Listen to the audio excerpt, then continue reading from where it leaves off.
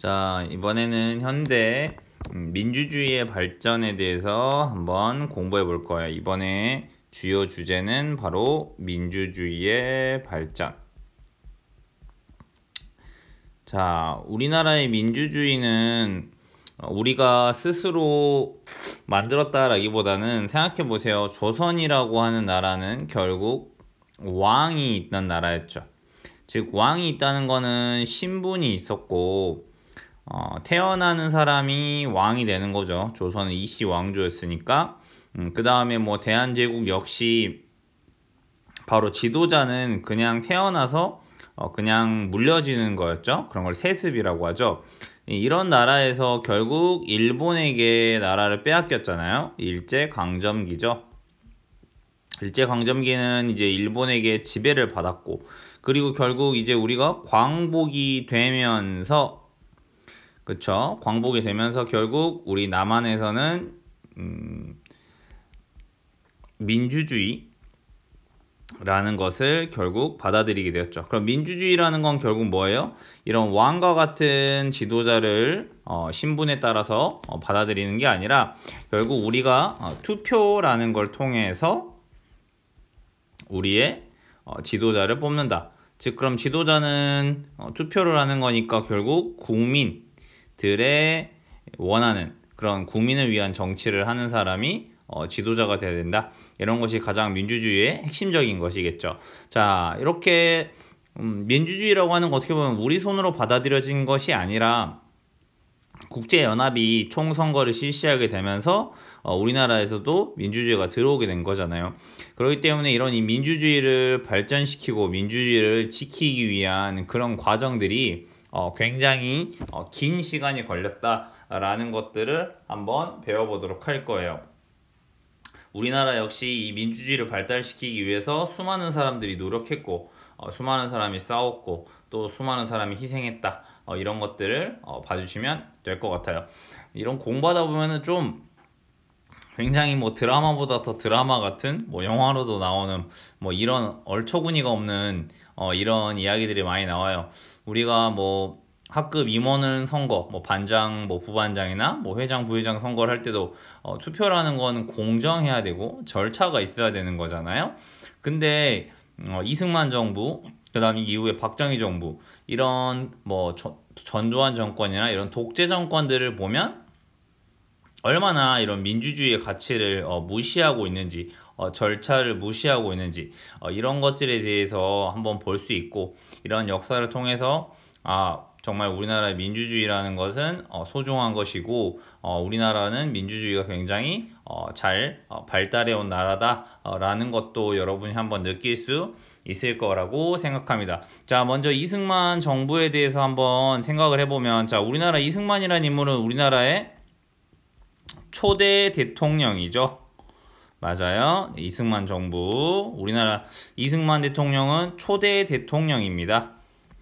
초대 대통령이라는 건 대한민국의 처음 대통령에 당선되었던 인물이죠. 그럼 기억날 거예요. 자, 우리 투표를 통해서 맨 처음에 국회의원들을 뽑았죠. 맞아요. 기억나요? 그쵸? 이 국회의원들이 뽑았고, 이 국회의원들이 결국 헌법이라는 걸 만들었다. 자, 우리나라의 대통령을 뽑고 민주주의 이런 것들의 근간, 국가를 어떻게 운영하는지 가장 기본이 되는 가치인 이 헌법입니다. 이 헌법의 가치에 따라서 그 나라의 민주주의나 정치 시스템은 만들어지게 되는 것이에요. 그럼 그 제헌 헌법에서 처음에 대통령은 어떻게 뽑았다고 했지? 국민들이 직접 뽑았다? 아니었지. 어떻게 뽑았어요? 바로 대통령 선거는 바로 간접 선거라고 했지. 그치? 자, 왜 그래? 이제 투표를 처음 해봤잖아요. 그러니까 대통령을 바로 뽑을 수는 없었겠죠. 그래서 국민들이 국회의원을 먼저 뽑고 그 국회의원들이 모여서 대통령을 뽑는 방식으로 처음에 이승만 대통령이 당선이 되었던 것이다 라는 것이죠. 무슨 말인지 알겠죠? 바로 국회의원들에 의해서. 됐죠? 이거 기억해 주시면 될 것 같아요. 이렇게 해서 이제 이승만 정부가 만들어졌다 라는 것이죠. 네. 이승만 정부가 만들어지고 나서 무슨 전쟁이 터져버렸죠? 바로 6.25 전쟁이 발생해버리죠. 자, 바로 이 6.25 전쟁이 발생하는 중에도 이 이승만 대통령은 본인의 더 정치를 하고 싶다, 본인이 더 대통령을 오래 하고 싶다, 이런 욕심들이 굉장히 많아진 겁니다. 그러면 그래서 결국 이 헌법을 본인이 바꾸고 싶었던 거예요. 초기 헌법에는 뭐라고 정해져 있었냐면 대통령은 임기가 몇 년이었을 것 같아요? 4년이에요. 그리고 한 번 더 할 수 있어요. 이걸 뭐라 그래? 중임이라고 해요. 그럼 계산을 한번 해볼까요? 한 번 하면 4년이고 한 번 더 할 수 있으니까 결국 2번 당선되면 8년을 할 수 있는 거죠. 어쨌든 이승만 대통령이 당선이 되어 있었다. 근데 6.25 전쟁이 터지기 직전에 바로 무슨 사건이 있냐면 이 이승만 대통령에게 비판적인 그런 입장을 가진 국회의원들이 상당히 많이 당선이 되었다. 그러면 생각해보세요. 이승만 대통령이 한 번 더 할 수 있는 거야. 그렇지? 규칙적으로 봤을 때는. 근데 본인한테 비판적인 국회의원이 더 많이 뽑혔어. 그러면 당선될 확률이 높아? 적어? 떨어지는 거야. 그렇기 때문에 바로 이 헌법을 바꾸고 싶었던 거야. 근데 어쨌든 비판된 국회의원들이 많아져서 좀 불안하던 시기에 바로 전쟁이 빵 터져버린 거야. 무슨 전쟁? 6.25 전쟁. 무슨 말인지 알겠죠? 이 사이에 결국 6.25 전쟁이 발생해버렸다. 6.25 전쟁이 발생 빵. 자, 그러면 자기가 이제 그냥 대통령 선거를 국회에서 만약에 뽑으면 당선되지 않을 것 같단 말이야. 그렇기 때문에 바로 헌법을 바꾸는 일을 바로 전쟁 중에 실행에 옮깁니다. 그게 바로 뭐냐면 1차 헌법을 바꾼다는 걸 우리가 개헌이라고 이야기를 합니다. 헌법을 1차로 바꿨다. 근데 이걸 뭐라고도 부르냐면 다른 말로 하면 발췌 개헌이다. 이렇게 부릅니다. 그러면 이 발췌 개헌의 내용이 뭘지 생각해 볼 수 있는데 첫 번째로는 본인에게 비판적인 국회의원들이 많이 당선됐다. 그래서 국회에서 선거를 하면 본인이 당선되지 않을 것 같은 거지. 그렇기 때문에 결국 대통령 선거의 방식을 바꾸는 거야. 당시는 바로 뭐였어요? 6.25 전쟁이야. 그러니까 전쟁 중에 국민들이 생각해 보세요. 대통령을 쉽게 바꾸기는 어려울 거란 말이야. 왜? 지금이 전쟁 중이니까. 맞아요? 그러니까 국민들은 전쟁 중에 대통령을 많이 바꾸기 어렵겠죠. 그런 선택을 하겠죠. 왜냐하면 지도자를 바꾸면 지금이 안 그래도 지금 다른 나라랑 전쟁 중인데 우리 지도자를 바꾼다?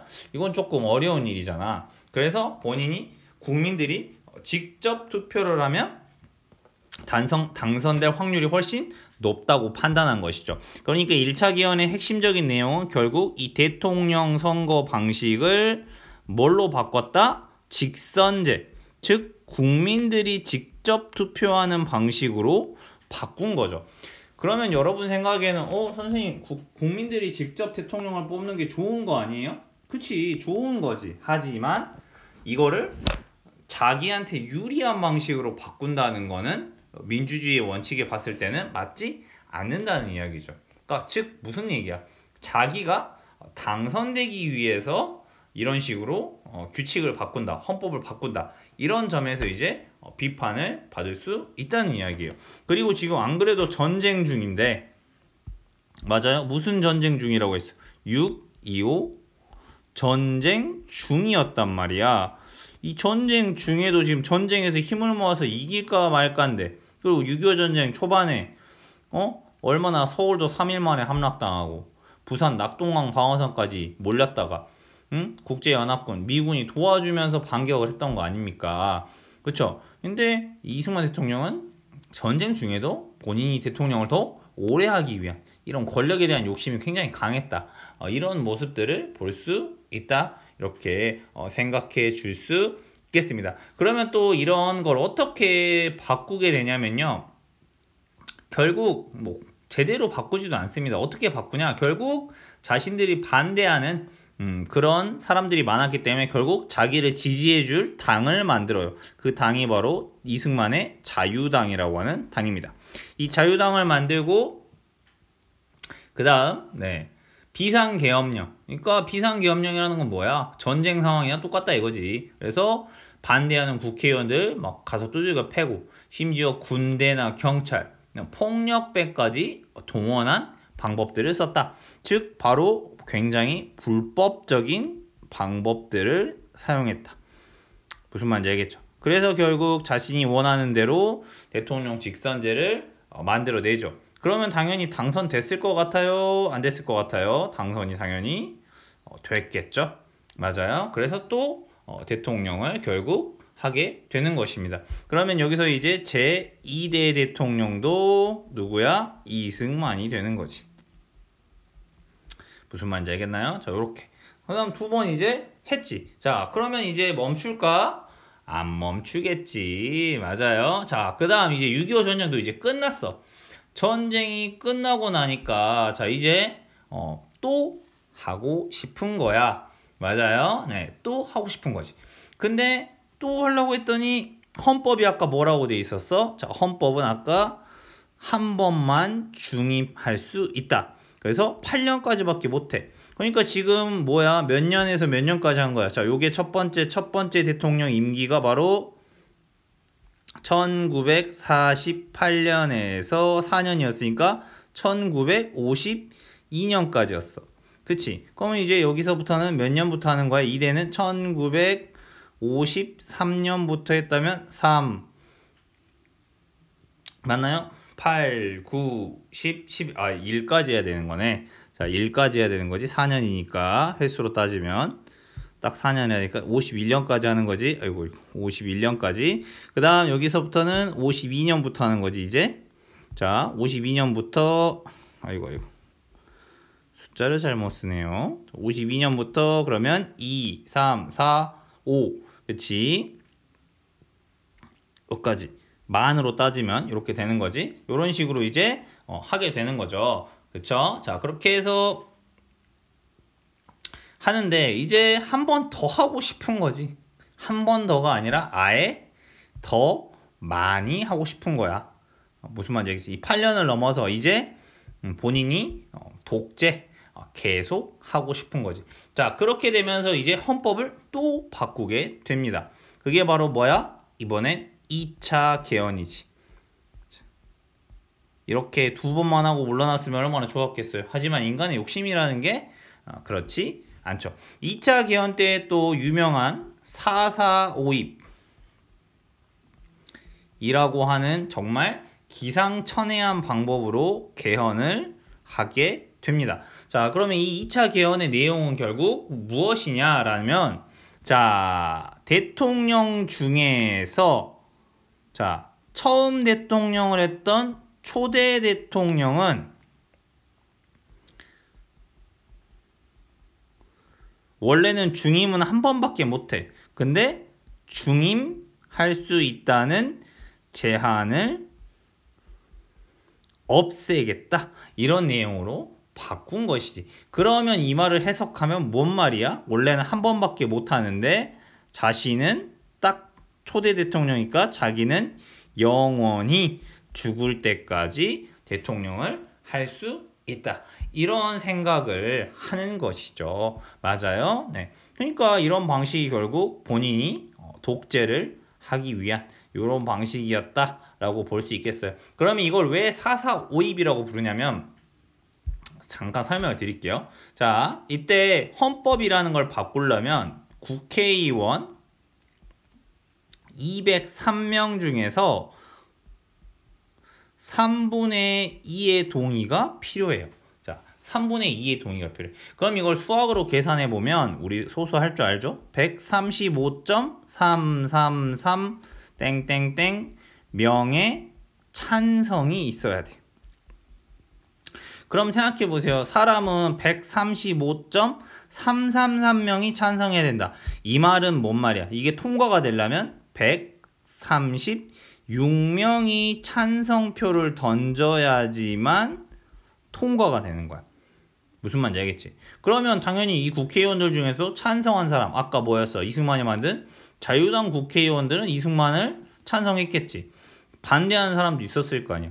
그래서 이 개헌안에 대한 투표를 했는데 몇 표가 나왔냐면 135명의 찬성이 나온 거야. 그러면 이거는 통과가 되는 거야, 안 되는 거야? 통과가 안 돼야 되는 거잖아. 근데 이승만의 자유당은 뭐라고 했어? 445입. 즉, 야, 이거 반올림을 하면 이 찬성표 3분의 2는 반올림을 하면 135명이야. 그러니까 여기 135명이 찬성했으니까 통과야 라고 하는 말도 안 되는 논리를 펼치면서 바로 2차 개헌을 했다는 거지. 여기 2차 개헌의 목적은 뭐였다? 바로 이승만의 장기 집권, 바로 독재를 위한 바로 개헌이었다라는 거죠. 얼마나 웃깁니까 이게, 그쵸? 이런 식으로 본인의 정치를, 독재를 강화하려고 했다. 그러면 본인이 독재를 강화하기 위해서 이승만이 썼던 방법은 바로 무엇이냐면 바로 우리나라의 정치적인 상황을 이용하는 것이죠. 이승만이 같은 정치적인 파트너로 삼았던 그런 인물들을 생각을 해보면 바로 무엇이냐면 굉장한 반공주의 정책입니다. 반공주의 정책은 그 뭐야? 공산당에 반대한다. 반공산주의 운동이야. 그러면 결국 자신의 반대파들을 다 뭘로 몰아붙여버리는 걸까요? 바로 공산주의자로 몰아붙이는 것이죠. 바로 1958년부터 이제 본격적인 반공체제를 강화하게 되는 것입니다. 이 반공체제를 강화하는 사건, 대표적인 것으로 바로 자신이 대통령 선거에 나왔는데 생각보다 많은 진보적인 인물이 득표를 하더라. 그러면 얘를 가만 놔두면 얘가 더 표를 얻어서 나중에 나를 위협할지 몰라. 바로 그 인물이 바로 진보당이라고 하는 당이 대통령 선거에서 많은 득표를 하자 이 진보당의 당수였던 이 조봉암이라고 하는 인물, 이 인물을 뭘로 몰아가지고 죽여버릴까요? 바로 공산당이다 라고 하면서 결국 이 조봉암을 사형시켜버립니다. 재판에 보낸다. 너 북한이랑 내통했지 라고 하면서 조봉암과 이 진보당 인물들을 바로 감옥에 보내버리고 조봉암은 바로 사형을 시켜버려. 그러니까 자신의 반대파는 이렇게 바로 죽여버리는 것이죠.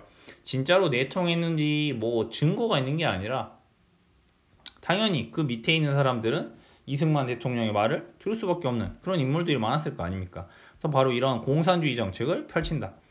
정식적인 재판이었겠어요? 뭐 조봉암 재판 들어가서 뭐 판결 나고 뭐 얼마 지나지 않아서 바로 사형시켜 버리는 거니까, 그치? 이런 독재 정부를 계속 하는 것이다 라는 것이죠. 그러면서 신문이나 이런 것들도 굉장히 탄압을 하는 거야. 자기를 비판하는 언론 심지어 폐간시켜버려. 자신들에게 비판적인 말을 하는 이 경향신문이라고 하는 건 심지어 폐간, 없애버렸다 라는 것이죠. 그리고 여순반란 사건 이후에 만들었던 이 공산주의에 대항한다 라고 하면서 법을 하나 만들었는데 그 법이 바로 국가보안법이에요. 이 국가보안법을 이용해서 바로 수많은 자신에게 반대파들은 전부 다 뭐라는 거야? 자신에게 반대파, 반대하는 인물들은 결국 공산주의자다. 이런 프레임을 씌워서 결국 반대파들을 제거하는데 적극적으로 사용한 이런 것들을 볼 수 있다. 그리고 결국 이런 독재하는 사람들을 잘 보면 이 다음에 뭐 박정희 대통령이나 전두환도 비슷하지만 결국 자신의 반대파는 전부 다 공산주의자로 몰아가고 이 국가보안법을 위반했다. 국가의 보안에 안보에 위협되는 행동을 했다 라고 하면서 전부 감옥에 보내거나 심지어 사형까지 시키는 이런 일들이 굉장히 많았다라는 것이죠. 무슨 말인지 알겠죠? 그러니까 결국 자기의 독재를 하기 위한 것이었다. 자, 이렇게 강하게 하니까 결국 반대하는 세력들이나 이런 사람들이 많이 나오기 어려웠을 수 있죠. 자, 그렇게 해서 또 대통령에 당선이 되고요. 그쵸? 한 번 해먹었고, 한 번 초대 대통령 했고, 48년에 당선돼서 52년에 또 당선돼서 두 번 했죠. 그 다음에 56년에 또 당선이 됐습니다. 알겠죠? 네, 56년에 또 당선이 돼서 네, 그다음에 56대 여기서 바꾸고 아까 4452 해가지고 제2대까지 했잖아요. 그 다음에 제3대도 당선이 돼요. 이게 1956년에 3대 대통령으로 당선이 됩니다. 마찬가지로 이때도 이승만이 바로 대통령직을 해요. 그러면 5, 6, 7, 8, 9까지 한 거지. 그치? 59년까지 대통령 임기가 된 거잖아. 자, 그럼 3번에서 12년을 했어. 그러면 이제 몇 번째 선거야? 제 4대 대통령 선거가 된 거야. 자, 대통령 선거지. 이게 바로 몇 년일까? 그러면 1960년이 되겠지. 자, 제 4대 대통령 선거.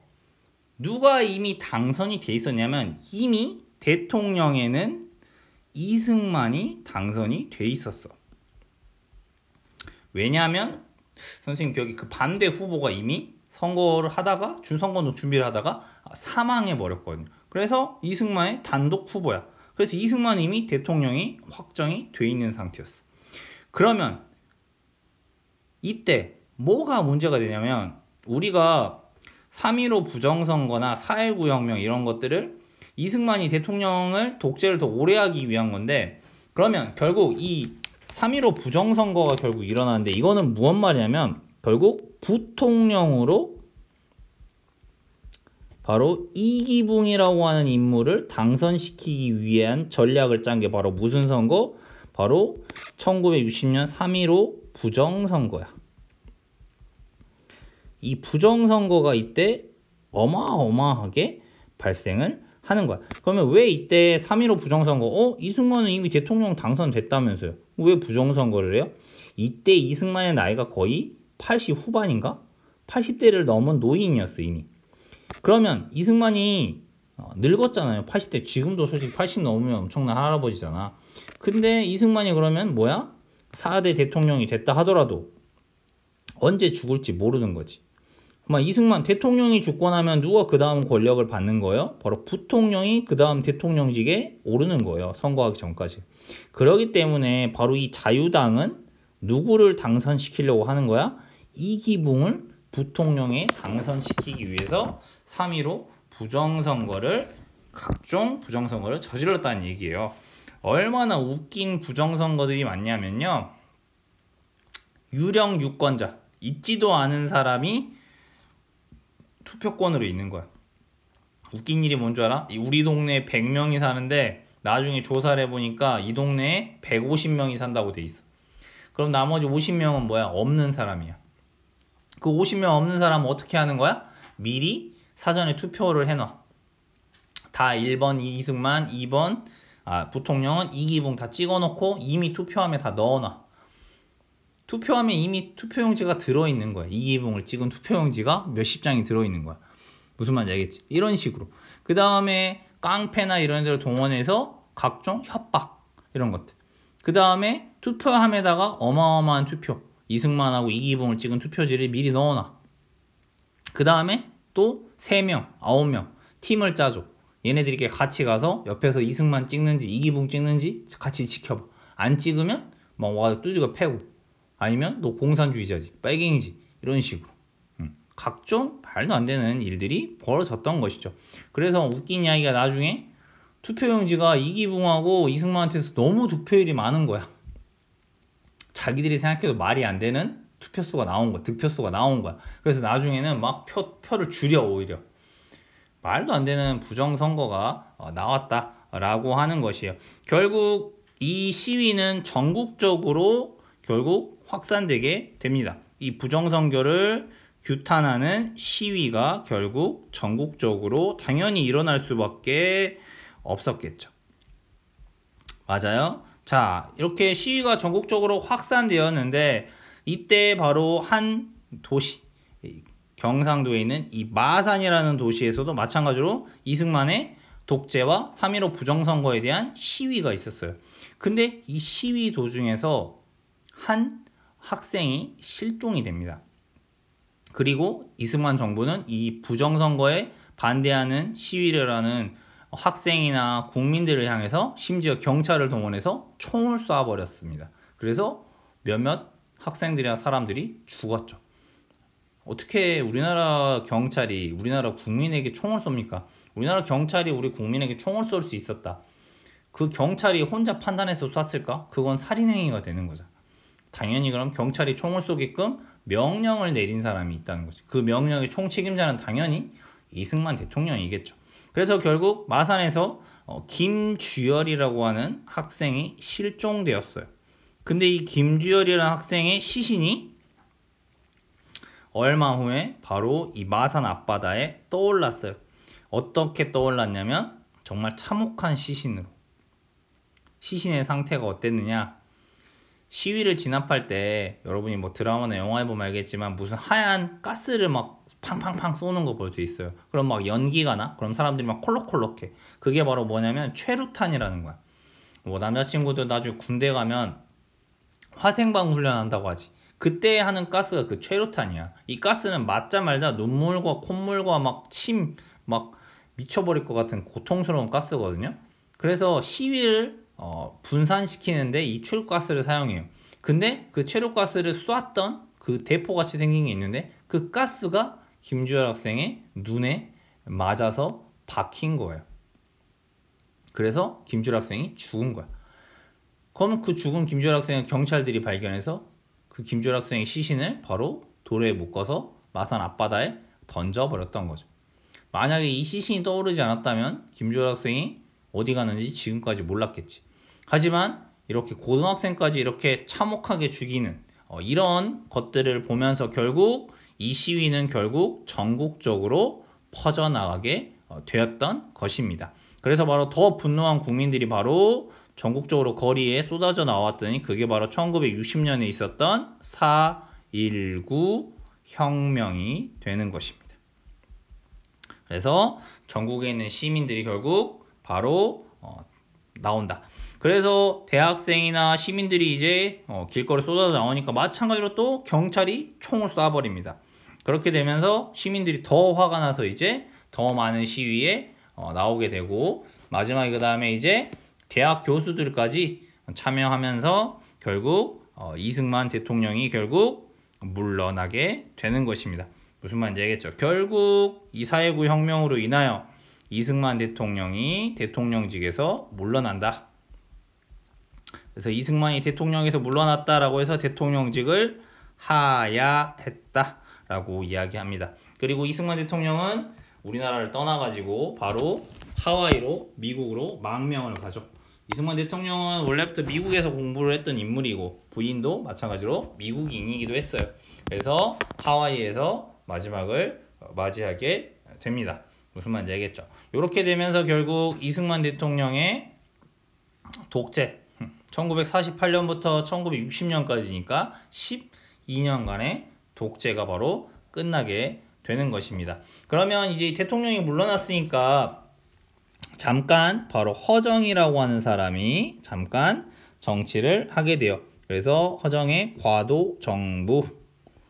이 혼란을 수습은 해야 되잖아. 그럼 이 허정 과도정부가 하는 일은 당연히 뭐여야 되겠어? 국민들이 부정선거에 대해서 분노했잖아요. 그러니까 이 부정선거 책임자들을 당연히 처벌하는 이런 일을 하죠. 그 다음에 이제 공식적인 선거가 이루어지게 됩니다. 대통령에게 너무 많은 권한을 집중했더니 마찬가지로 이런 독재의 문제가 일어나더라 라는 것을 깨닫고 헌법을 또 바꾸게 돼요. 그게 바로 3차 개헌입니다.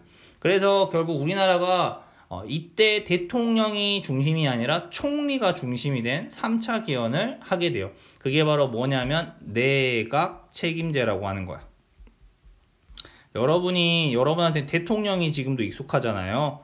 그렇기 때문에 여기 3차 개헌 알아둘 필요가 있어요. 자, 내각 책임제는 대통령의 권한을 줄이는 것이다 라고 생각해 주시면 되겠어요. 이때는 그러니까 대통령이 물론 있기는 한데 이 대통령보다 어찌 보면 권한이 더 센 게 바로 이 총리직을 맡는 사람이 더 권한이 강한 이런 것이 바로 내각 책임제다 라고 볼 수 있어요. 내각 책임제를 하는 나라들은 지금도 있어요. 뭐 일본 같은 나라들이 그렇고요. 일본이 그러면 대통령이 아니라 총리가 있잖아.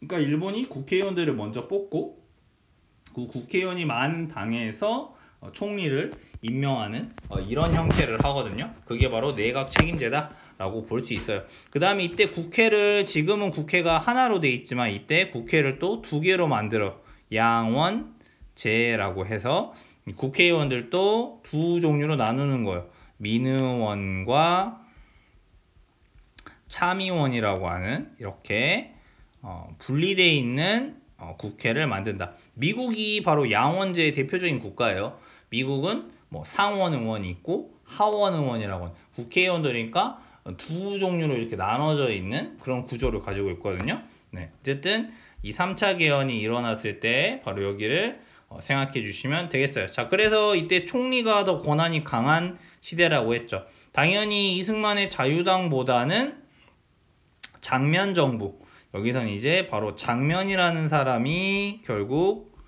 총리가 된다. 그래서 사회를 개혁할 임무를 띄게 되는데, 이때는 당연히 자유당이 아니라 이 장면이 이끄는 이 민주당 국회의원들, 민주당이 아니라 민주당 국회의원들이 훨씬 많이 당선이 되었고, 이 민주당을 이끄던 장면이라는 사람이 결국 이제 더 정치를 이끌게 된다라는 것을 생각해 주시면 될 것 같습니다. 무슨 말인지 알겠죠? 자, 그렇게 해서 4.19 혁명의 결과, 결국 이승만 대통령은 물러나게 되었다라는 것 봐주면 되겠습니다. 무슨 말인지 알겠죠? 네, 좋아요. 그 다음 이승만 대통령에 대해서 이렇게 배워봤고요. 이승만 대통령은 뭐 당연히 모든 인물이 그렇죠. 좋은 점도 있고 안 좋은 점도 있고, 뭐 역사적인 사실을 그대로 말씀드린 거고, 뭐 이것에 대해서 어떻게 평가할 것이냐는 여러분들 개인의 생각이라고 생각합니다. 하지만 이승만 대통령은 이렇게 민주주의를 자신이 원하는 방식으로 바꾸려고 하고, 그 다음에 뭐 각종 불법적인 방법들을 너무 많이 사용했고, 그런 굉장히 선생님 개인적인 생각으로는 너무 대한민국 딱 처음 만들어졌을 때 우리가 이런 말 하잖아. 첫 단추가 중요하다. 하지만 이 첫 단추를 너무 잘못 꿰매준 그런 대통령이 아니었을까, 선생님 개인적으로 이렇게 생각해요. 그리고 여기서 무엇보다 봐야 될 것, 자, 이렇게 민주주의가 파괴되는 이런 상황 속에서도 우리나라는 다른 나라로부터 말 그대로 아까 설명한 것처럼 그냥 민주주의라는 걸 딱 받아들이게 된 거잖아요. 하지만 이 민주주의를 지키고 발전시키기 위해서 이렇게 김주열과 같은 학생, 그 다음에 수많은 사람이 시위를 하고, 이렇게 4.19 혁명을 통해서, 이걸 왜 혁명이라고 부르겠어요? 바로 우리의 손으로 잘못된 지도자를 처음으로 끌어내린 바로 그런 사건이 아닐까라는 생각이 듭니다. 즉, 아무리 투표로 선출된 대통령이라 할지라도 그 불법적인 행동을 저지르고 잘못된 행동을 하고 국민들의 뜻에 반한다면 지도자로서 자격이 없다, 물러나야 한다. 바로 그런 걸 처음으로 우리나라 국민들이 보여준 바로 민주적인 사건이 바로 4.19 혁명이다. 이렇게 생각해 주시면 될 것 같고, 여러분도 역시 마찬가지로 이 민주주의를 더 잘 지키고 또 더 발전시키기 위해서 역사라든지 정치라든지 이런 거에 더 관심을 가져야 되지 않을까, 이런 생각을 하면서 오늘 강의는 마무리하도록